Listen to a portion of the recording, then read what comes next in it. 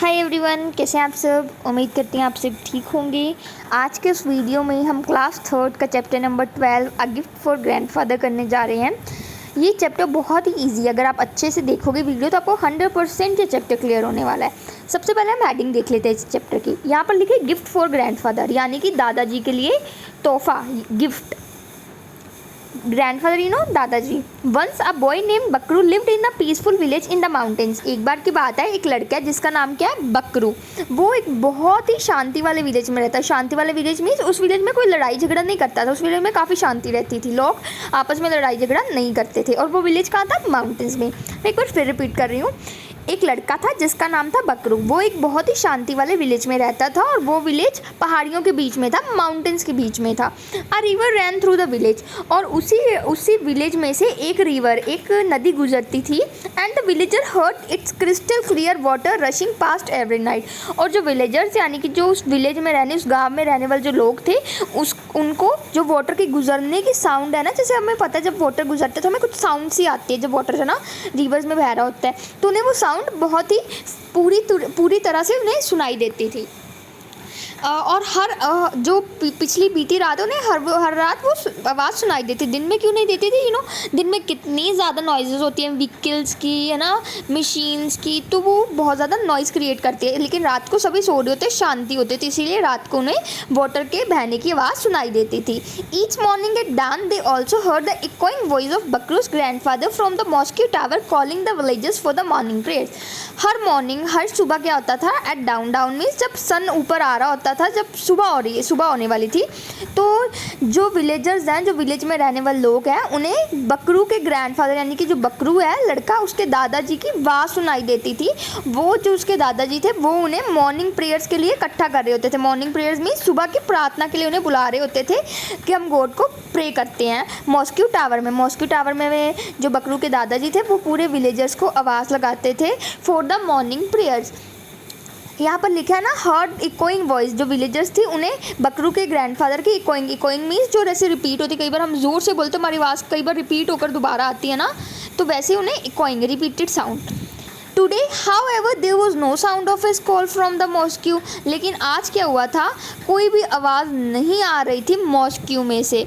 क्योंकि हर रोज़ तो उसके दादाजी बुलाते ही थे ना मॉर्निंग प्रेयर्स के लिए, सुबह की प्रार्थना के लिए। लेकिन आज तो कुछ अजीब हुआ, आज उन्हें कोई आवाज़ ही नहीं आई मॉस्क्यू टावर में से।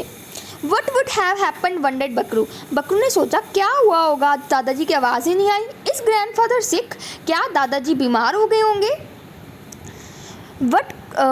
At first Bakru wanted to go directly to grandfather's house, however did not like missing the morning prayers. पहले तो जो था बकरू, वो उसने सोचा कि मैं सीधा ही दादाजी के हाउस में चला जाता हूँ, देखता हूँ आखिर हुआ क्या है। लेकिन बाद में उसे बिल्कुल भी पसंद नहीं था कि वह सुबह की प्रार्थना मिस करे, है ना, गॉड को प्रेयर ना करे। वो उसे हमेशा वो प्रेयर्स अटेंड करता था, प्रार्थना अटेंड करता था।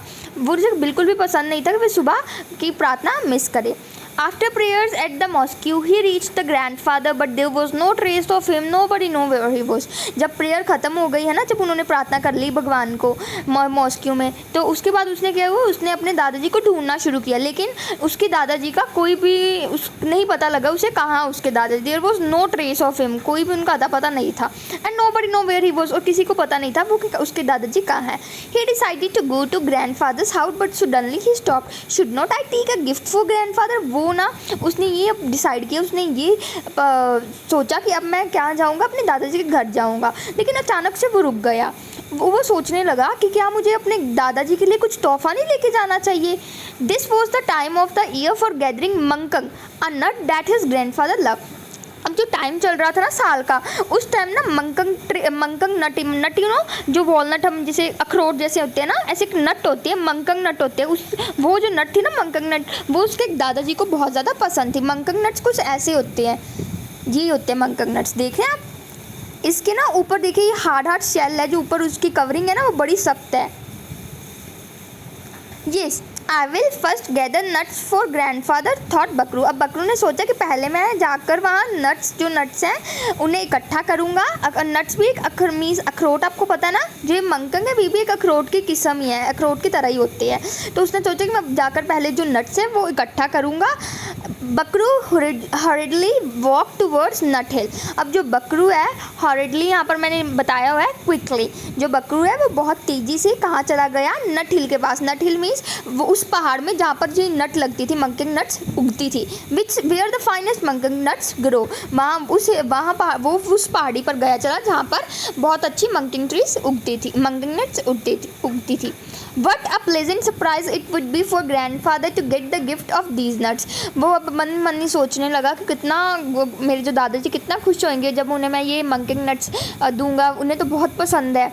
There shells were very hard. जो उसके शेल्स है, मैंने आपको बताया ना, जो शेल्स है बहुत सख्त होते हैं।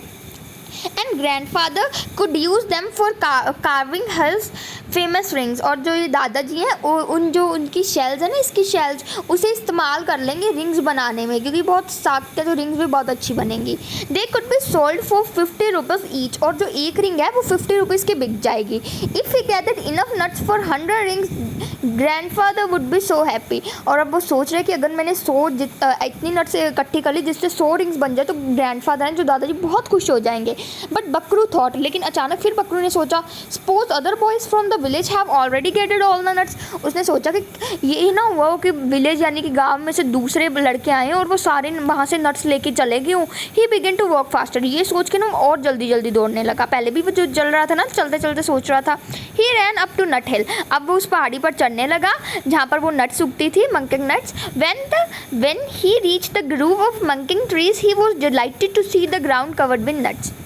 जब वो वहाँ पर पहुँचा, ग्रूव क्या होता है, यहाँ देखिए मैंने लिखा हुआ है ग्रूव, यहाँ पर भी ग्रीव मैंने लिख दिया, यहाँ पर ओ आएगा, टाइपिंग मिस्टेक होगी। Group of trees means trees जहाँ पर बहुत सारे ट्रीज होते हों, जैसे कोई बाग हो, हम कहते हैं ना बाग, जहाँ पर बहुत सारे ट्रीज हो एक ही तरह के। तो वो कहाँ पहुँच गया, मंकिंग ट्रीज़ के पास पहुँच गए। यहाँ पर बहुत सारे मंकिंग ट्री थे। He was delighted to see the ground covered with nuts. वो बहुत खुश हो गया ये देखकर कि जो भी ग्राउंड है, जो पूरी ज़मीन है वो नट्स से भरी पड़ी है। इट मीन्स अभी तक किसी ने नट्स लिए नहीं है। Singing merrily Bakru gathered the nuts in his sarong. Bakru खुशी खुशी से गाता हुआ वो क्या करने लगा, जो नट्स थे उन्हें कलेक्ट करने लगा सरंग में। सरंग में क्या, एक ड्रेस होती है जो इंडोनेशियन पीपल पहनते हैं, जो इंडोनेशिया में रहते हैं ना, वो ऐसी ड्रेस पहनते हैं, मैन और वुमेन, उसे सरंग कहते हैं। उसमें जो देखिए अपने देख रहे हैं ना आप, यहाँ पर इकट्ठे करने लगा अपनी ड्रेस में जो है nuts. Suddenly he heard voices. It must be the boys from the village, he thought. और अचानक से क्या हुआ, उन्हें उससे ना कुछ आवाज़ें आने लगी, जैसे चलने की आवाज़ें। बकरू ने सोचा कि पक्का ये विलेज से कोई और बॉयज़ आ रहे हैं।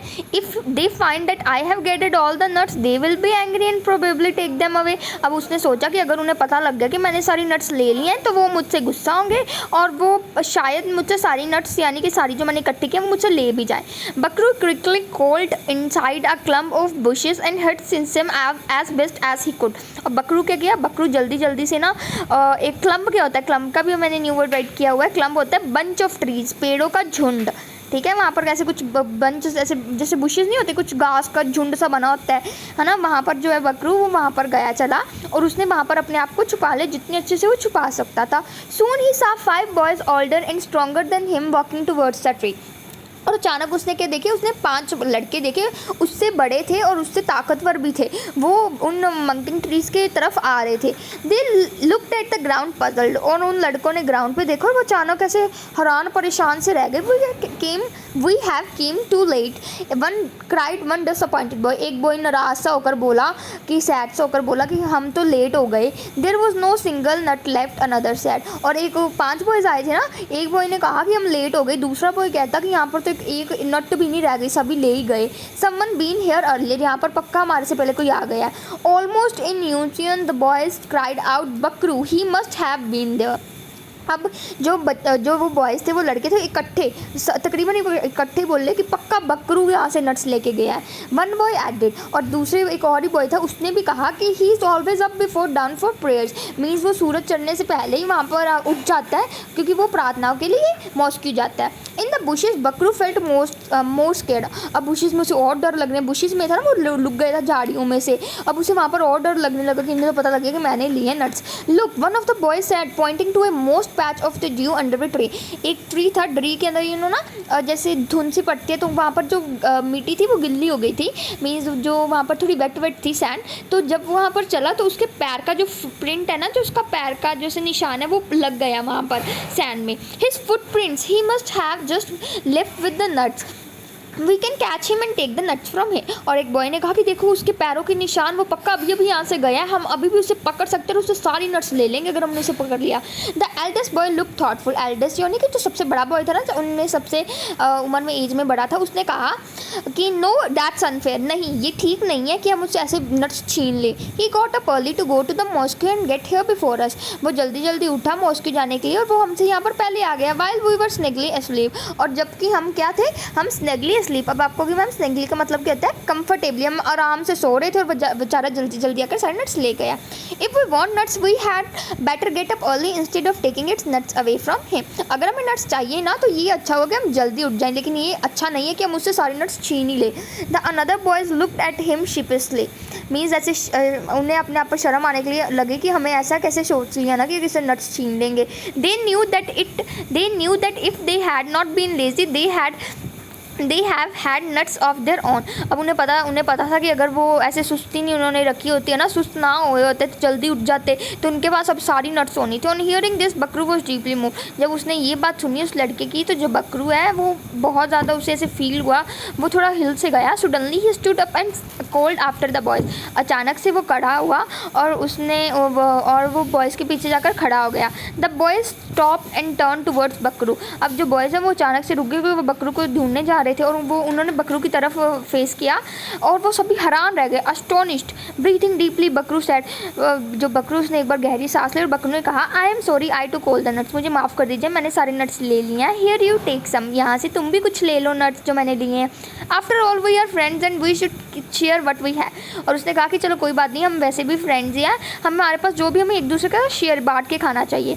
The five looked first at Bakru and then at each other, पहले वो 5 बकरू की तरफ देखते और बाद में एक दूसरे की तरफ देखने लगे। फाइनली द एल्डेस्ट बॉय, फिर सबसे बड़े लड़के ने कहा नहीं Bakru, no Bakru, there are yours because you got up early and gathered them, ये जो नट्स हैं ये तुम्हारी है क्योंकि तुम हमसे पहले उठ गए और तुमने ये सारी नट्स इकट्ठी कर ली। I really want you to have them said Bakru, Bakru ने कहा नहीं मैं सच में चाहता हूँ कि आधी नट्स तुम ले लो। I had plan to take them to grandfather because I thought he might be ill but he will be happy with my share. तो बकरू ने कहा कि मैंने सोचा था कि जो ये नट्स है ना ये मैं अपने ग्रैंडफादर, अपने दादाजी के लिए लेके जाऊँगा, क्योंकि मुझे लगा था जो मेरे दादाजी हैं वो बीमार है, लेकिन वो खुश होंगे कि अगर उन्हें पता लगा कि मैंने जो ये नट्स हैं आपके साथ बांट ली। I saw your grandfather talking to a neighbour said one of the boy, उनमें से एक लड़के ने कहा कि मैंने तुम्हारे ग्रैंडफादर को देखा है, वो मेरे जो नेबर यानी कि जो मेरे घर के पास रहने वाले हैं उनसे बात कर रहे थे। He said that he had caught a cold but he would go to mosque soon, उन्होंने कहा था कि उन्हें ज़ुकाम हो गया है हल्का सा, लेकिन कोई बात नहीं वो जल्दी मॉस्क्यू में जाएंगे। One boy then said I have an idea, Bakru will share his nuts with us and then we will all go and give them to grandfather. एक बॉय ने कहा कि मेरे पास एक आइडिया है, एक प्लान है, हम क्या करते हैं बकरू हमारे साथ ये नट्स शेयर कर लेगा और हम सब इकट्ठे जाएंगे उसके ग्रैंडफादर के पास और उसके दादाजी के पास और हम सब ये नट्स दादाजी को दे देंगे। So with their arms around each other's shoulders, the boy walked towards grandfather with his present. और जो बॉयज़ हैं वो एक दूसरे कंधे पर हाथ रखकर उसके दादाजी के पास जाने लगे उनके गिफ्ट के साथ। सो गाइज ये थी पूरी स्टोरी। अगर मैं आपको एक चीज़ बता दूँ, जस्ट वेट, यहाँ पर मैंने कुछ न्यू वर्ड्स राइट किए हैं, ये आपको ना चैप्टर समझने में हेल्प करेंगे, ठीक है। आप इसके स्क्रीनशॉट ले लो, आप इसे लर्न भी कर सकते हैं, ये बहुत इजी मैंने राइट किया और हिंदी में मैंने साथ में वर्ड्स राइट किए हैं ताकि आपको अच्छे से समझ लग जाए। अगर आपको मेरी वीडियो अच्छी लगी हो तो चैनल को सब्सक्राइब करना मत भूलना और सब्सक्राइब करने के बाद बेल आइकन प्रेस करना और ऑल पे टिक कर देना ताकि जो मेरी सारी वीडियो के नोटिफिकेशन है वो आप तक जल्द से जल्द पहुँच पाए। और वीडियो को लाइक करना भी मत भूलना। मैं जल्दी मिलूँगी इसी बुक के और चैप्टर्स की वीडियो के साथ, तब तक बाय, थैंक यू।